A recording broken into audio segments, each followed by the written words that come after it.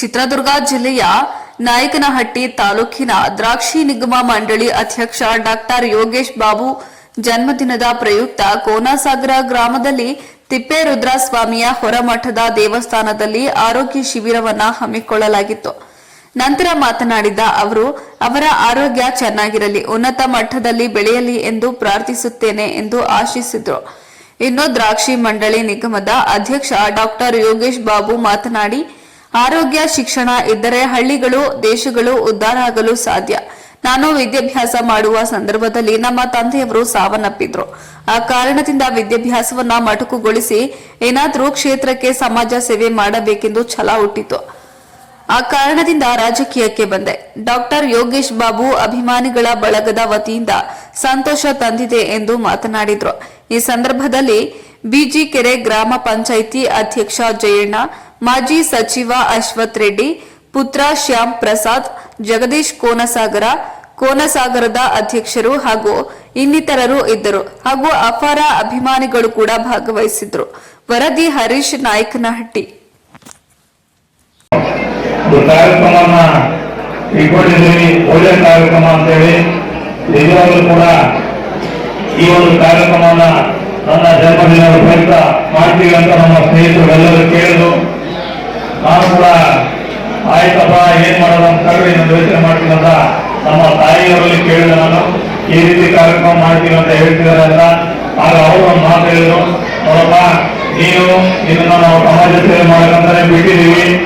ನೀನು ಕಳೆದ ಬಾರಿ ಚುನಾವಣೆ ನಿಂತು ಸೋತರು ಕೂಡ ಸಮಾಜ ಸೇವೆಯಲ್ಲಿ ನಿರಂತರವಾಗಿ ತೊಡಗಿಸಿಕೊಂಡಿದ್ಯಾ. ನೀನು ಯಾವುದೇ ಈಗ ಗಣ ಸರ್ಕಾರದವರನ್ನು ಗುರುತಿಸಿ ದ್ರಾಕ್ಷಿ ಮಕ್ಕಳು ಏನ್ ಮಾಡಿದ್ರೆ ಅಧ್ಯಕ್ಷನಾಗಿ ಕೂಡ ಮಾಡಿದರೆ ಸಮಾಜ ಸೇವೆ ಮಾಡಲಿಕ್ಕೆ ಮತ್ತು ಕಾಂಗ್ರೆಸ್ ಪಕ್ಷ ಋಣ ತೀರುತ್ತಕ್ಕೆ ಯಾವುದೇ ರೀತಿ ಹಿಂದೆ ಬರಬೇಡ, ಯಾವುದೇ ರೀತಿ ಆಲೋಚನೆಯನ್ನು ಮಾಡಬೇಡ, ಬಹಳ ಒಳ್ಳೆ ಕೆಲಸ ಮಾಡ್ತಿದ್ಯಾ, ಅದನ್ನ ಮಾಡುವಂತ ಅವರು ಹೇಳಿದ್ರು. ಅಂತವನ್ನ ರೀತಿಯಲ್ಲಿ ಆಗ ನನ್ನ ಸ್ನೇಹಿತರ ಜೊತೆಗೆ ಸೇರಿಬಿಟ್ಟು ಚರ್ಚೆ ಮಾಡಿ ಆಯ್ತಪ್ಪ ಬಹಳ ಒಳ್ಳೆ ಕಾರ್ಯಕ್ರಮ ಆಯೋಜನೆ ಮಾಡ್ತೀರಾ ಮಾಡಿ ಅಂತ ಹೇಳಿದೆ. ಯಾಕಂದ್ರೆ ಬಹಳಷ್ಟು ಜನ ಒಳ್ಳೆ ಕೆಲಸ ಮಾಡುವಾಗ ವಿಜ್ಞಾನಿಗಳು ಸಹಜವಾಗಿ ಬರ್ತಾರೆ. ಕೆಲವರೆಲ್ಲ ಆಸ್ಪತ್ರೆಗಳಿಗೆ ಫೋನ್ ಮಾಡಿ ಏನ್ ಬರ್ತೀರಿ ಏನಂತೆಲ್ಲ ಕೇಳಿದಾರೆ. ಅವ್ರು ಕೂಡ ಒಳ್ಳೇದು ಮಾಡಿ ಅನ್ನೋಂತ ಮಾತನ್ನ ಈ ಸಂದರ್ಭದಲ್ಲಿ ಹೇಳ್ತೀನಿ. ನಾನು ಇವತ್ತು ನನ್ನ ಜನ್ಮದಿನದ ಪ್ರಯುಕ್ತ ಇವತ್ತು ಮೊದಲನಾಗಿ ನಮ್ಮ ಸ್ನೇಹಿತರಿಗೆ ನಾನು ಅನಂತ ಧನ್ಯವಾದಗಳನ್ನು ಅರ್ಪಿಸಲಿಕ್ಕೆ ಬಯಸ್ತೀನಿ. ಬಂದರೆ ಯಾಕಪ್ಪ ಅಂತ ಹೇಳಿದ್ರೆ,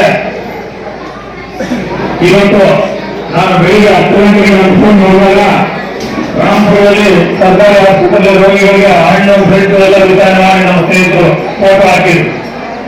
ಅದೇ ರೀತಿ ಆಂಗ್ಲದಲ್ಲಿ ಆಶ್ರಮ ಶಾಲೆಯಲ್ಲಿರ್ತಕ್ಕಂಥ ಮಕ್ಕಳಿಗೆ ಉಪಹಾರ ಮತ್ತು ಬಟ್ಟೆ ಪೆನ್ನು ಪುಸ್ತಕ ಎಲ್ಲ ಕೊಟ್ಟು ಬಂದು ಫೋಟೋ ಕಳೆದು ನಮ್ಮ ಸ್ನೇಹಿತರು.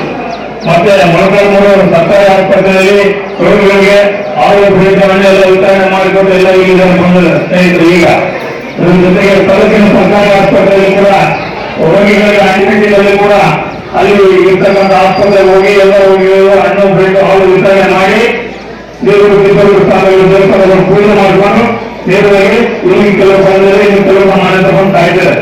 ಇವತ್ತು ಇಷ್ಟೆಲ್ಲ ಕಾರ್ಯಕ್ರಮಗಳು ಯಾಕೆ ಮಾಡ್ತಿದ್ದಾರೆ ಅಂತ ಹೇಳಿದ್ರೆ ಅವರೆಲ್ಲ ನನ್ನಲ್ಲಿರ್ತಕ್ಕಂಥ ಅದು ಅಭಿಮಾನಕ್ಕೆ ಪ್ರೀತಿಗೆ ಮಾಡ್ತಿರಲಿಲ್ಲ, ಬೇರೆ ಉದ್ದೇಶಗಳಲ್ಲ. ಈ ಅಭಿಮಾನ ಪ್ರೀತಿಗೆ ನಾನು ಯಾವತ್ತೂ ಕೂಡ ತಿರುವಣೆಯಾಗಿ ಬಂದಿದೆ. ನಿಮ್ಮೆಲ್ಲರ ಪ್ರೀತಿ ಅಭಿಮಾನ ಎಲ್ಲಿ ತನಕ ಇರುತ್ತೋ ಅಲ್ಲಿವರೆಗೂ ನಾವು ಯಾರು ಕೇಳಿ ಮಾಡೋದಿಲ್ಲ, ಸಮಾಜ ಸೇವೆ ಮಾಡೋದಕ್ಕೆ ಯಾವ ರೀತಿ ಹಿಂದಿಲ್ಲ. ನಾನು ಮುಂದಕ್ಕೆ ನಾನು 24 ಗಂಟೆಗಳ ಕಾಲ ಸಮಾಜ ಸೇವೆ ನಾವೊಂದು ಸಮಾಜನ ಇರುತ್ತಲೇ ನಿಮ್ಮ ಜೊತೆ ಇರುತ್ತದೆ ಎನ್ನುವಂತ ಗೊತ್ತಾಗಿ ಅವರು ನಮ್ಮ ತಾಯಿಯವರಿಗೆ ತಾಲೂಕು ಪಂಚಾಯತಿ ಸದಸ್ಯರಾಗಿದ್ದು ನಮ್ಮ ತಾಯಿಯವರು. ನಾನು ಅವಾಗ ವಿದ್ಯಾಭ್ಯಾಸ ಮಾಡ್ತಿದ್ದೆ. ನಮ್ಮ ತಂದೆಯವರ ಒಂದು ಮಾಡೋ ನಂತರ ನಾನು ಅನಿವಾರ್ಯವಾಗಿ ಆಯ್ತು ಅದಕ್ಕೋಸ್ಕರ ಏನಾದ್ರು ಮಾಡಲೇಬೇಕು ಅಂತ ಒಂದು ದೊಡ್ಡ ಸಮಾಜ ಸೇವೆ ರಾಜಕೀಯಕ್ಕೆ ಬಂದರೆ ಇವತ್ತು ನಾನೇನು ಏಕಾಏಕಿಯಾಗಿ ಬಂದು MLA ಟಿಕೆಟ್ ಬರಲಿಲ್ಲ. ನಾನು ವಿಧಾನಸಭಾ ಕ್ಷೇತ್ರದ ಯುವ ಕಾಂಗ್ರೆಸ್ ಅಧ್ಯಕ್ಷನಾಗಿ, ಜಿಲ್ಲಾ ಯುವ ಕಾಂಗ್ರೆಸ್ ಅಧ್ಯಕ್ಷನಾಗಿ